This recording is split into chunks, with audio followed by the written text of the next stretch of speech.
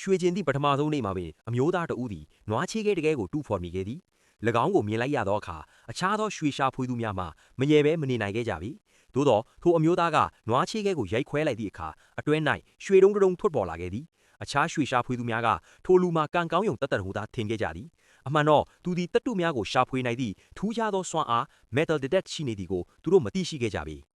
အဖြစ်အပျက်မှာလွန်ခဲ့သောတရက်ကထိုအမျိုးသားသည်ရွှေကျင်ရန်တောင်ပေါ်သို့တက်ခဲ့စဉ်ကြောက်တုံးပြုတ်ကြပြီးမတော်တဆထိခိုက်ဒဏ်ရာရရှိခဲ့သည်လူတိုင်းကသူတေဆုံးသွားပြီဟုထင်ခဲ့ကြတော့လေနောက်တနေ့တွင်သူသည်အံ့ဩစရာကောင်းလောက်အောင်ပြန်လည်နိုးထလာခဲ့ပြီးတတ္တုများကိုသိရှိနိုင်သောအထူးစွမ်းအားကိုရရှိခဲ့ခြင်းဖြစ်သည်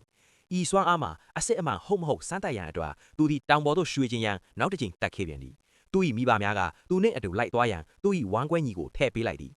တောင်ပေါ်တွင်အခြားသောရွှေရှာဖွေသူများစွာရှိနေမည်ဖြစ်သည်စေစုနှင့်များစွာကြာအောင်အလွန်အကျွမ်းတူးဖော်ခဲ့ကြသဖြင့်ထိုတောင်ပေါ်တွင်ရွှေမှလုံးဝနီးပါးမကျန်တော့ပြီသူတစ်ပါး၏အာယုံကိုမခံရစေရန်ထိုအမျိုးသားသည်တချင်းဆိုရင်သူ၏တတ္တုရှာဖွေနိုင်သောစွမ်းအားကိုတိတ်တဆိတ်အသုံးပြုခဲ့သည်မကြာခင်သူ၏စွမ်းအားကတတိပေးချက်ပြုလုပ်ခဲ့သည်သူတူးဖော်ကြည့်လိုက်သောအခါမေးအောင်၌မြုပ်နှံထားသောငွေ silver တစကိုတွေ့ရှိခဲ့သည်ငွေစင်းနှုန်းများလည်းတိတိတသာမြင့်တက်နေသဖြင့်လောဘမကြီးညံသူ၏ညီကတတိပေးခဲ့သည်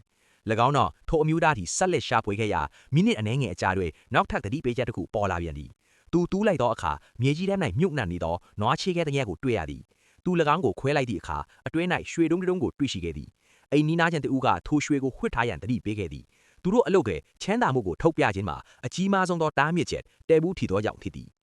မွန်းလွဲပိုင်းတွင်ထိုအမျိုးသားသည်ကုန်းမြင့်လေတစ်ခုကိုရောက်လာခဲ့သည်အခြားသူများကထိုနေရာမှာစက်ယုံမှအမိတ်စွန့်ပစ်သည့်နေရာဖြစ်သည်ဖြင့်ရွှေတွေ့ရန်မဖြစ်နိုင်ကြောင်းသူသည်နီးစနစ်မသိကြောင်းလှောင်ပြောင်ခဲ့ကြသည်သို့တော့သူသည်သူတို့ကိုလစ်လူရှုကဆက်လက်ရှာဖွေခဲ့ရာယခုတစ်ချိန်တွင်ရွှေနှင့်ငွေနှစ်မျိုးလုံးကိုတူးဖော်နိုင်ခဲ့သည်အခြားသူများမှာမြင်တွေ့ရသည့်မြင်ကွင်းကြောင့်မှင့်သားသွားကြသည်ထိုရွှေပမာဏမှာအနည်းဆုံးဒေါ်လာထောင်ကနန်းခန့်တန်ဖိုးရှိသည်